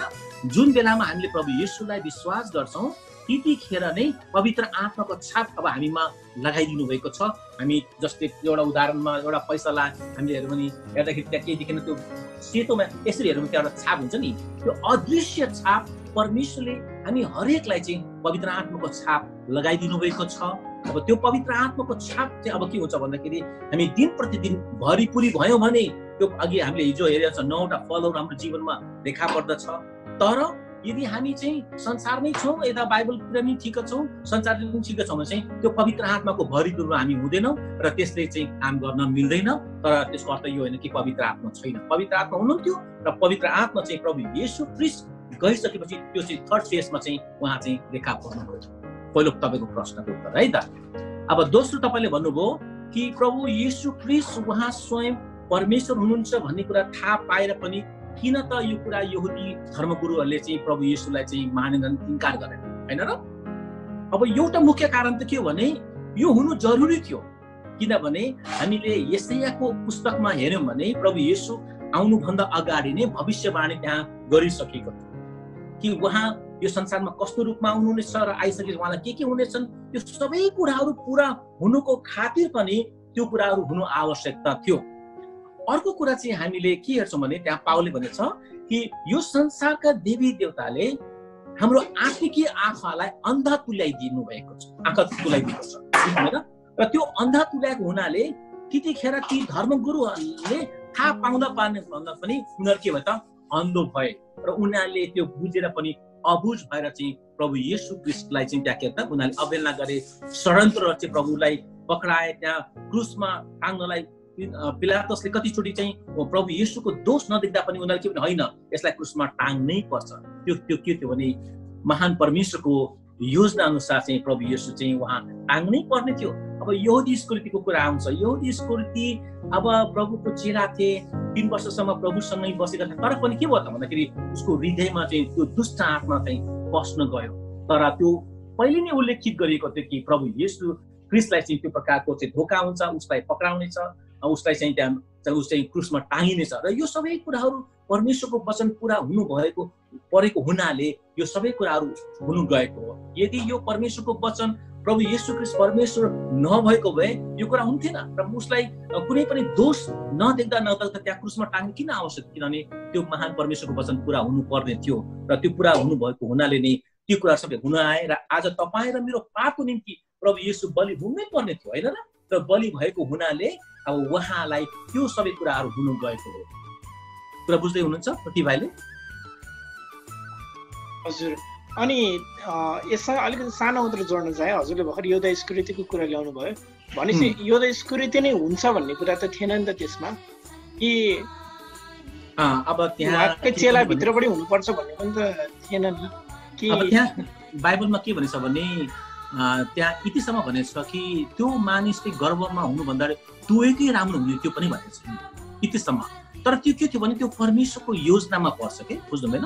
त्यो परमेश्वरको योजनामा परेको हुनाले कहिलेचोटि हामीलाई एउटा प्रश्न आउन सक्छ स्वाभाविक रूपमा, किन त प्रभु परमेश्वरले जानै चाहिँ त्यो कुराहरू हुन गए त, किन त्यस्तो कुराहरू हुन दिनुभयो त? अब त्यो कुरा परमेश्वरको कुरा हो, तपाईँ र हाम्रो कुरा होइन। हामी सीमित मानिसले असीमित परमेश्वरको योजनाको बारेमा हामी बुझ्न सक्दैनौँ, हामी त्यति मात्रै बुझ्न सक्छौँ जति कुरा हामीलाई बुझ्नलाई परमेश्वरले अनुमति दिनुभएको छ। कुरा बुझ्दै हुनुहुन्छ? त्यसले गर्दा जुन कुरा अब हामीले बुझ्न सक्दैनौँ, जुनको हामी त्यसलाई विभिन्न प्रकारले विश्लेषण गरे तापनि त्यसको निचोडमा हामी तब आउन सक्छौँ जब परमेश्वरले हामीलाई त्यो ज्ञान बुद्धि दिनुहुन्छ। त्यही कारण यो महान असीमित परमेश्वरको योजना चाहिँ अब हामी सीमित व्यक्तिले यदि बुझ्ने प्रयास गर्यो भने त्यसमा धेरै झुटो शिक्षाहरू अरू कुराहरू आउँदछ र मान्छेलाई मिसगाइड पनि गर्दछ। ठिक छ? हाम्रो समाजमा हाम्रो पास्टर निको थापा पनि हुनुहुन्छ, उहाँको माइक्रोफोनले काम गर्छ भने अलिकति हाम्रो निको दाई खै कता हुनुहुन्छ? उहाँको दर्शन भोलुमा आउँदैन अरे, ठिकै छ। ए है साह्रै भयो।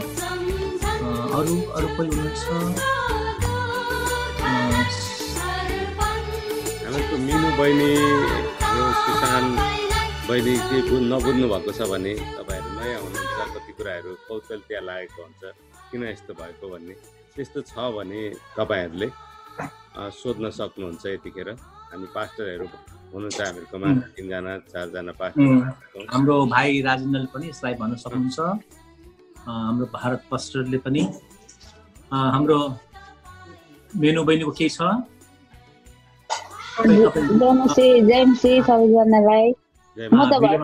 हजुर, म त भर्खर सिक्दैछु, सुन्दैछु।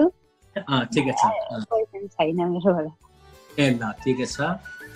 त्यसपछि कस्तो हाम्रो जसबहादुर बुवा हुनुहुन्छ, उहाँलाई पनि ए ल खै हाम्रो कहाँ हुनुहुन्छ उहाँ हाम्रो जसबहादुर अङ्कल कता हुनुहुन्छ जसबहादुर बुवा के बोल्न चाहनुहुन्छ भने अनम्युट गरेर तपाईँले छोटो त्यस्तो बोल्नु पर्छ जयमसी सबैलाई खासै त्यस्तो बोल्नु पर्ने त केही कुरा छैन अब बुझाउन नसके नि आफ्नो लागि चाहिँ मैले लगभग आफ्नो घरको लागि बुझेछु भन्नु पर्यो ठिक छ त्यो राम्रो कुरा अरूलाई बुझाउन नसके नि आफ्नो लागि चाहिँ लगभग बुझेको छु भन्नु पर्यो जे होस् आजको वचनको चाहिँ छलफल चाहिँ मैले सुनिरहेको छु एकदम राम्रो लागेछ किनभने यो छलफल भयो भने चाहिँ जतिले अलिकति धर्महरू हुन्छ नि त्यसलाई चाहिँ एकदम नै निश्चित हुन्छ कि राम्रो लागेछ अनि पिता पुत्र पवित्र आत्मा चाहिँ हाम्रो त्रिएक परमेश्वर हुनुहुन्छ जसरी त्रिएक परमेश्वर बन्नु भएको छ हाम्रो शरीर चाहिँ प्राण आत्मा शरीरले हाम्रो शरीर बनेको छ तीन चिजले त्यसै गरिकन परमेश्वरको राज्य पनि पिता पुत्र पवित्र आत्माको सहमतिमा परमेश्वरको राज्य सञ्चालन भएको छ र प्राण आत्मा शरीरले हाम्रो शरीर सञ्चालन भएको छ त्यसै गरिकन यस्तै यस्तै कुराहरूले चाहिँ हामीले चाहिँ यसलाई चाहिँ हामीले गर्न सक्छौँ जोस आजको छलफल चाहिँ एकदम नै गरिमा राम्रो भएको छ ल धन्यवाद हुन्छ ल धन्यवाद हाम्रो अङ्कललाई एउटा कुरा म तपाईँलाई भन्न मन लाग्यो हामी अहिले यो विशेष गरी अहिले चाहिँ के भन्दाखेरि हामी अलिकति अघि हाम्रो जसबहादुर अङ्कलले भनेअनुसार मैले बुझेको छु अब मैले अरूलाई कति कुराहरू भन्न नसक्दा मैले कुरा बुझेको छु भनेर भन्नुभयो नि हाम्रो मुख्य उद्देश्य नै यो बाइबल अध्ययनले त्यहाँ कस्तो आवाज आएको छ यो बाइबल अध्ययनको मुख्य उद्देश्य के भने हामी हरेकले परमेश्वरको वचनलाई एकदम गहिराई रूपमा र एकदम वास्तविक रूपमा बुझ्न सकोस् भन्ने हाम्रो अभिप्राय भएको हुनाले नै हामीले यो बाइबल अध्ययन राखेका छौँ र यो चाहिँ एउटा चेलापनमा एउटा नयाँ विश्वासीदेखि लिएर पुरानो विश्वासीलाई र परमेश्वरसँगको एउटा सुदृढ एउटा सम्बन्ध चाहिँ राम्रोसँग होस् भन्ने हाम्रो उद्देश्यले चाहिँ हामीले यसलाई अध्ययन गरेका हौँ र अब अर्को कुरा अब भन्दै जाँदाखेरि अब मैले भाइ रमेशसँग पनि सल्लाह गर्दै थिएँ र अब हामी चाहिँ प्रेरितको पुस्तकमा हामी जानेछौँ अब प्रेरितको पुस्तक तपाईँलाई थाहा छ कि जब प्रभु येशू ख्रीष्टले उहाँले भन्नुभयो जबसम्म पवित्र आत्मा आउँदैन तिमीहरू कहीँ पनि नजाऊ होइन र पवित्र आत्मा आइसकेपछि अब ती चेलाहरू जो डराएका थिए भयभीत भएका थिए उनीहरू आफ्नो पेसामा लागेका थिए तिनीहरू फेरि एकत्रित भएर पवित्र आत्माको शक्तिद्वारा चाहिँ त्यहाँ ठुलो परमेश्वरको महिमा त्यहाँ हुनु गएको छ र ती चेलाहरूले आज सारा संसारमा प्रभुको सुसमाचार फैलाएको हुनाले आज तपाईँ न हाम्रो हातमा चाहिँ यो सुसमाचार आएको छ र त्यहाँ के कस्तो कुराहरू भयो मण्डलीको बिचमा अगुवाहरूको बिचमा र कसरी सुसमाचारहरू भयो भन्ने बारेमा चाहिँ हामी अध्ययन गर्नेछौँ यसले अझै हामीलाई प्रभुको मण्डलीको बारेमा प्रभुको महान आज्ञाको बारेमा र चेलाहरूले के गरे भन्ने बारेमा हामीलाई यसलाई बुझ्नलाई धेरै मद्दत गर्नेछ र आउने हप्तामा चाहिँ हामी प्रेरितको पुस्तकबाट हामी अध्ययन गर्नेछौँ तपाईहरुसँग समय छ भने कृपा गरी प्रेरितको पुस्तकलाई तपाईले एकचोटि यसो अध्ययन गर्नुहोस् त्यसले हामीलाई धेरै मद्दत पुर्याउँदछ र अर्को मैले भाइसँग के पनि कुरा गर्दै थिएँ भने अब यो गरेपछि हामी अलिकति अब अगुवापनमा हामी जानेछौँ एउटा लिडर्सहरुमा जसले सिकेर सिकाउने हैन बाइबलमा भन्छ नि तिमीहरू सिक्ने मात्रै होइनौ तर सिकाउने पनि हौ अब हाम्रो उद्देश्य दोस्रो कुरो के भने तपाईहरुलाई अब हामी एउटा लिडरशिपमा एउटा अगुवापनमा तपाईलाई हाम्रो हुर्काउने हाम्रो अभिप्राय छ ग्रेस नेपाली चर्चले चाहिँ तपाईलाई अगुवापनमा हुर्काउने छ र तपाईले जब अगुवापनमा हुर्काइसकेपछि अब हामी यस्ता सैद्धान्तिक कुरातिर हामी जानेछौँ किनभने अघि जुन ट्रिनिटीको कुरा तपाईले ल्याउनु भयो पछि गएर अब हामी गॉड द फादर पिता परमेश्वरको उहाँको क्यारेक्टरिस्टिकको बारेमा हामी अध्ययन गर्नेछौँ यता प्रभु येशू ख्रीष्टको उहाँको चरित्रको बारेमा स्वभावको बारेमा हामी अध्ययन गर्नेछौँ पवित्र आत्माको बारेमा हामी भिन्न भिन्न विषयहरू लिएर चाहिँ पाप मोचनको बारेमा पश्चातापको बारेमा मुक्तिको बारेमा अनन्त जीवनको बारेमा यता कतिवटा सैद्धान्तिक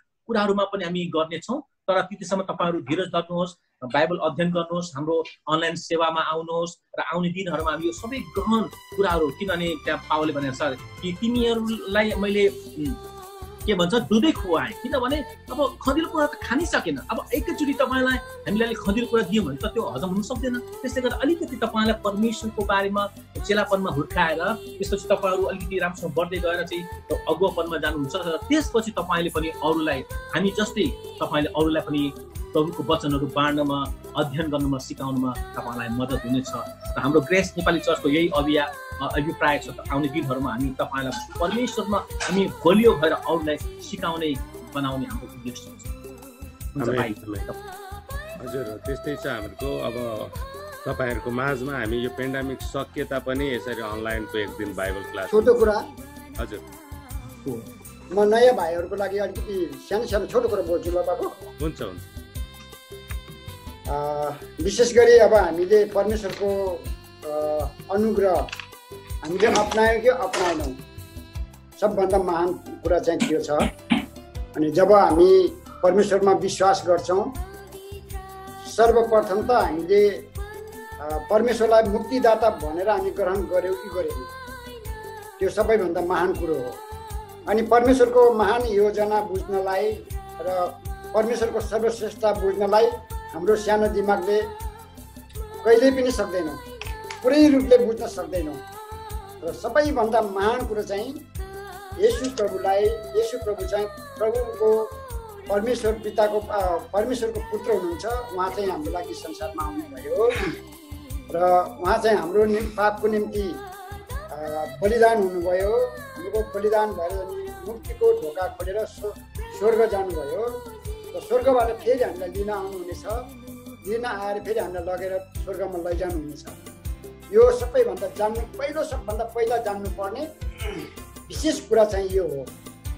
र त्यसपछि महानताको कुराहरू बुझ्नलाई र परमेश्वरको महान योजनाको कुराहरू बुझ्नलाई हामीले हतार गर्नु हुँदैन, मेरो सल्लाह के।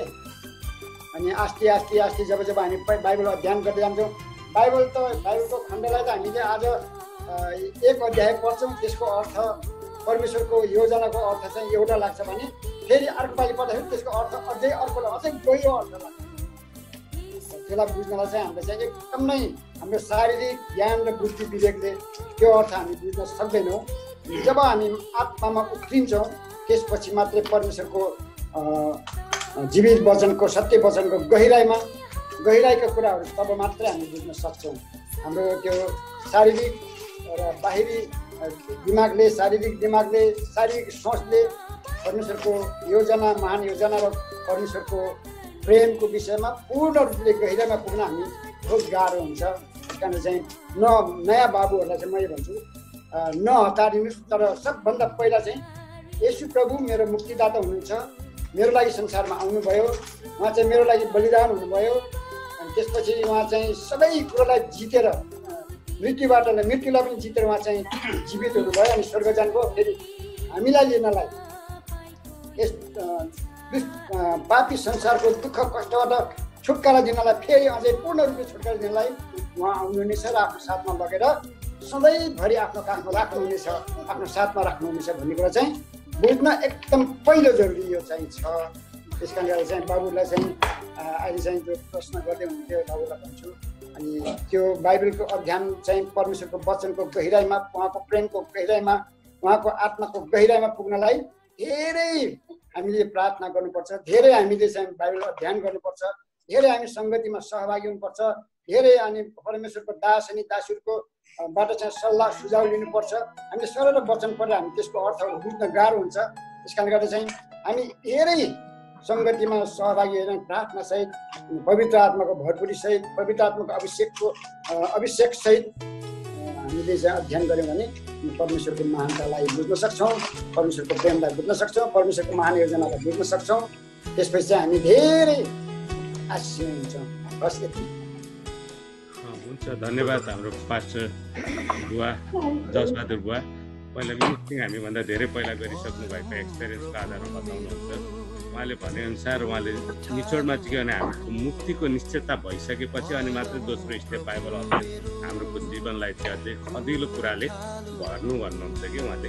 हामीले त्यसरी पनि बुझ्न सक्छौँ। पहिला आफूलाई मुक्तिको निश्चयता हामीलाई हुनु पर्यो, अनि त्यस पछाडि अघिल्लो कुराले हुनु पर्यो। हामी दुध मात्र नहो, अडिलो पदार्थ पनि खाऊ भन्ने परमेश्वरले। हामी त्यसरी नै गर्नेछौँ। आउनुहोस् अब हामी प्रार्थनामा जाउँ। अलि लामै भएको छ।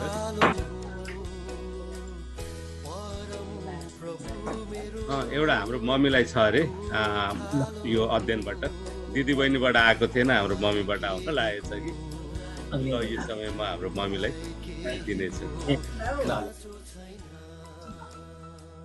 सुनिराख्नु भएको छ। हजुर दिदी सुन्दैछु दिदी। तपाईले यो बाइबल अध्ययन गराउनु अहिलेसम्म होइन? हजुर हजुर। जसलाई दाइया भाइ हामीले सानो चाहिँ अहिले लगाएका छौँ। उहाँले भने अनुसार बुझ्न त बुझिन्छ तर व्याख्या गर्न अध्ययन पनि छैन अनि जानिँदैन। त्यसले गर्दाखेरि यो नाटको 15को 1देखि 17 पदसम्म मलाई अति नै मन परेको पद छ। हजुर हजुर। अनि बुझ्ने गरी बुझ्ने भाषामा रहेछ यो चाहिँ मलाई साह्रै मन परेको छ। अब अहिले सबै पढ्न चाहिँ समय छैन होइन? हजुर हजुर। परमेश्वरले आज मैले राति उठेर म दैनिक पनि 4 बजी उठिसकेका हुन्छु अनि म चाहिँ प्रार्थनामा बस्दाखेरि परमेश्वरको त्यो 5को 15को 1को शब्द मलाई आइरहेको थियो। साँचो दागको बोट हुनु र मेरा पिता किसान हुनुहुन्छ भनेर चाहिँ परमेश्वरले त्यो वचन भन्नुभएको थियो। अनि किसानहरूले चाहिँ के गरेर फल फलाउनु पर्छ भनेर चाहिँ त्यो मान्छेको जीवनमा लागू गर्ने शब्दहरू चाहिँ यसरी यहाँ बुझ्न आएको छ। अनि सबै पदहरू पढेर अहिले बुझाउन लागेको समय पनि छैन होइन? मैले चाहिँ यो 1देखि 17सम्म चाहिँ एकदमै मलाई भित्र गढेको पद भयो। अनि लास्टमा चाहिँ सुनेर तिमीहरूलाई नियुक्त गरे कि तिमीहरू आओ र फल फलाओ अनि तिमीहरूको फल रहिरहोस्। यसैले तिमीहरूले पितासँग मेरो नाउँमा के माग्लाऊ उहाँले तिमीहरूलाई सो दिनुहुनेछ। म तिमीहरूलाई यो ज्ञान दिन्छु कि तिमीहरूले एक अर्कालाई प्रेम गर भनेर त्यो लास्टमा भनेको छ। यो बिचहरू पनि एकदम प्रष्ट भएको छ मलाई होइन? व्याख्या नगरौँ किनभने समय पनि गएको छ होइन? यो चाहिँ मलाई अति नै तिमीले अहिले चाहिँ अब बुझ्न त अघि जसबहादुर दाइले भने जस्तो बुझ्न त बुझ्यो, धेरै पदहरू सुनेका छौँ हामीले, सिकेको छ, बिस्तारै अध्ययन गर्छौँ होइन?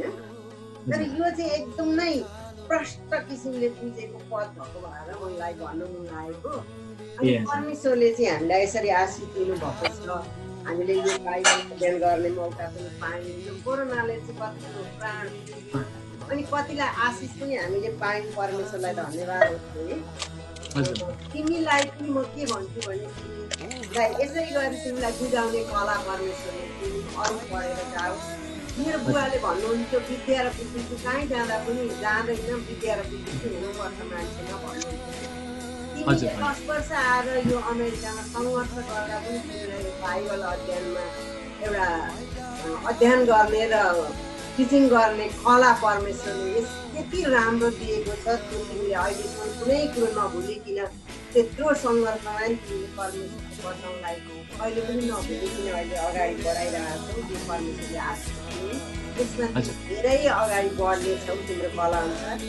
मेरो तर्फबाट तिमीलाई अनि परमेश्वरको तर्फबाट तिमीलाई धेरै कुरामा आशिष भएको होस्।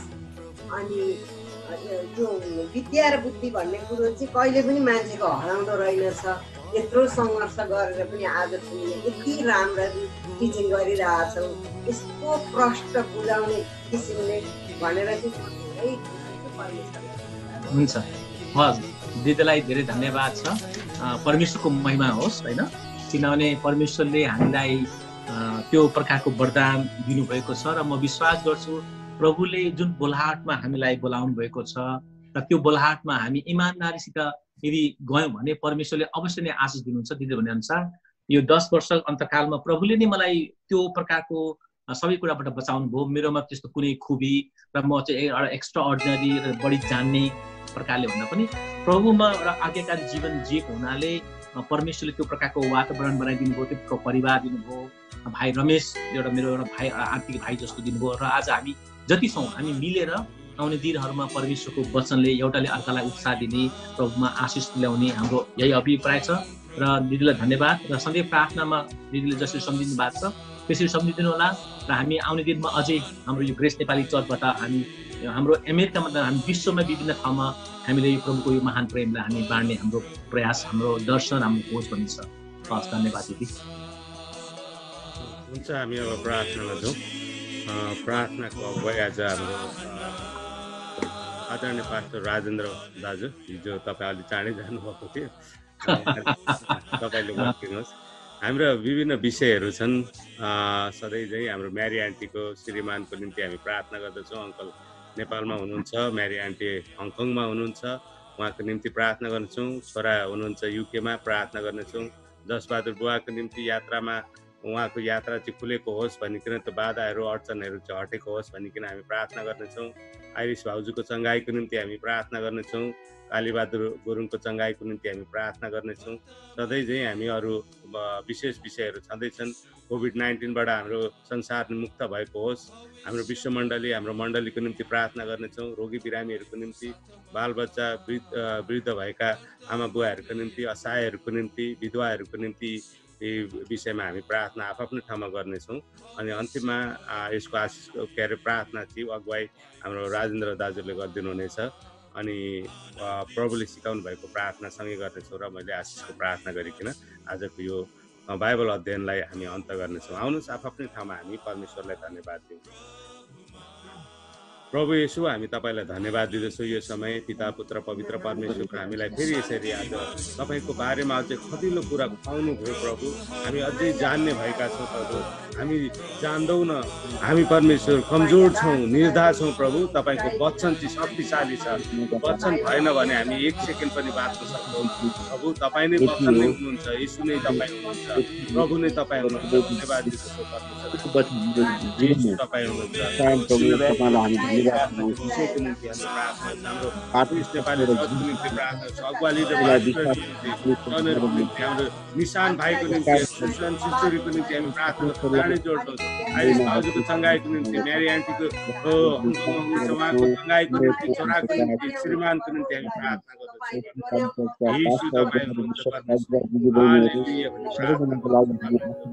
विभिन्न व्यक्तिको समस्याहरू छ, तिनीहरूलाई तपाईँको सर्वराख्छ। बालबच्चाहरू, अनि आमा बुवाहरू, वृद्ध भएका अशक्तहरू, गरिबहरूको निम्ति प्रार्थना गर्छु। बिरामीहरूको चङ्गाइको निम्ति प्रार्थना गर्छु।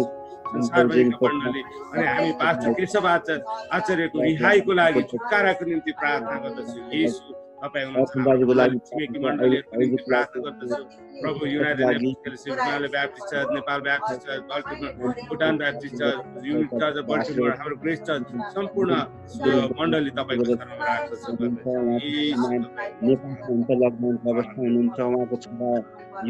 परमेश्वर तपाईँलाई धन्यवाद छ। र म विशेष गरी हाम्रो दाइ भवन दाइलाई नि प्रार्थना गर्छौँ। उहाँको घुँडा जुन दुखाइ भएको छ प्रभु तपाईँले चङ्गाइदिनुहोस्। धन्यवाद। थ्याङ्क यू जी। तपाईँ परम प्रभु कृपाले ढाकिदिनुहोस्। तपाईँ महिमित हुनुहोस्। हाम्रो व्यक्तिगत जीवनबाट तपाईँको महिमा भएको संसारको जुनसुकै कुनामा भए तापनि हामी तपाईँ परमेश्वरलाई उचाल्दछौँ। तपाईँको नाउँलाई मात्रै हामी प्रशंसा, आराधना, भक्ति, सम्मान चढाउँदछौँ। किनभने तपाईँ साँचो ज्योति हुनुहुन्छ। तपाईँ परमेश्वरको पछि हिँड्ने कोही पनि अन्धकारमा हिँड्नु पर्ने छैन। तपाईँ जीवनको रोटी हुनुहुन्छ, जसले तपाईँले दिनुहुने रोटी खान्छ, कहिले पनि भोकाउनु पर्ने छैन। तपाईँ बाटो, सत्य, जीवन हुनुहुन्छ। तपाईँलाई पछ्याउने कोही पनि अन्यलमा पर्ने छैन। यसकारण प्रभु तपाईँलाई हामी सारा आदर, महिमा, भक्ति, सम्मान चढाउँदछौँ। हामीले जति पनि हामीले तपाईँका जनहरूको नाम उच्चारण गरेर हामीले आशीर्वाद मागेका छौँ। कतिजना रोगी बिरामी हुनुहुन्छ, उहाँहरूको चङ्गाइको लागि हामी आशीर्वाद मागेका छौँ। अनि प्रभु कतिजना यात्रामा हुनुहुनेछ, उहाँहरूको यात्राको लागि प्रार्थना गरेका छौँ। तपाईँले हाम्रो बिन्ती सुन्नुभएको लागि धन्यवाद चढाउँदछौँ। हामी जान्दछौँ तपाईँको इच्छा अनुसार जेसुकै कुरा मागे पनि तपाईँले हामीलाई दिनुहुन्छ भन्ने कुरा विश्वास भएको कारणबाट हामीले पाइसकेका छौँ भनिकन हामी तपाईँ परमेश्वरलाई धन्यवाद, प्रशंसा, आदर, भक्ति, सम्मान चढाउँदछौँ। किनभने तपाईँसँग विश्वास साथ हामी जेसुकै कुरा माग्छौँ तपाईँले हामीलाई दिनुहुन्छ। तपाईँ परमेश्वर, हाम्रा सबै बिन्ती सुन्ने परमेश्वर, हाम्रो अवस्था जान्ने परमेश्वर, हामीलाई हरेक परिस्थितिहरूमा सहायता गर्ने परमेश्वर। प्रभु तपाईँ हामीलाई निराशामा आशा, दुःखमा सान्त्वना दिने, रोगी बिरामी अवस्था हुँदाखेरि निको बनाउने प्रभु हुनुहुन्छ। हाम्रो दैनिक आवश्यक रोजीरोटीको व्यवस्था गर्ने प्रभु तपाईँ हुनुहुन्छ। यसकारण प्रभु हामी कुनै कुरामा हामी चिन्तित हुने छैनौँ, किनभने तपाईँ परमेश्वरले हाम्रा सबै आवश्यकताहरू, सबै अवस्थाहरू बुझ्नुहुन्छ र हामीलाई सबै कुरामा तपाईँले आशीर्वाद गर्नुभएको छ। यसको लागि धेरै धेरै धन्यवाद दिन्छौँ। आगामी दिनमा गर्नुपर्ने सबै कार्य योजनाहरू तपाईँ परम प्रभुमा समर्पण गर्दै हाम्रो व्यक्तिगत जीवन प्राणात्मा सहित तपाईँमा समर्पण गर्दै आशीर्वाद माग्दछौँ मुक्तिदाता येशू ख्रीष्टको नाममा। आमेन। आउनुहोस् हामी सबैजना परमेश्वरले सिकाउनु भएको प्रार्थना सँगै वाचन गर्नेछौँ। हे हाम्रा स्वर्गमा हुनुहुने पिता, तपाईको नाम पवित्र गरियोस्, तपाईको राज्य आओस्, तपाईको इच्छा स्वर्गमा जस्तै यस पृथ्वीमा पुरा होस्। हामीलाई दिनभरिको रोटी आज दिनुहोस्, हाम्रा अपराधहरू क्षमा गर्नुहोस् जसरी हामीले हाम्रा अपराधीलाई क्षमा गरेका छौँ। हामीलाई परीक्षामा नल्याउनु तर दुष्टबाट छुटाउनु, किनभने राज्य प्रताप सदा सर्वदा तपाईकै। आमेन। अब स्वर्गमा हुनुहुने हाम्रा परमेश्वर पिताको प्रेम, उहाँका पुत्र येशू ख्रीष्टको अनुग्रह, पुत्र पछि रहेको पवित्र आत्माको संगति, सहभागिता, शान्ति र आशिषले हामी पृथ्वीमा रहेका तपाईमाथि विश्वास गर्ने प्रत्येकको क्षण क्षण पाइला पाइलामा तपाईको दोस्रो आगमन नहुन्जेलसम्म सदा अनि सर्वदा रहिरहोस्। आमेन। हुन्छ, सबैलाई जय मसीह। अनि सबैलाई विशेष गरी अर्जुन दाइलाई धन्यवाद दिँदछु।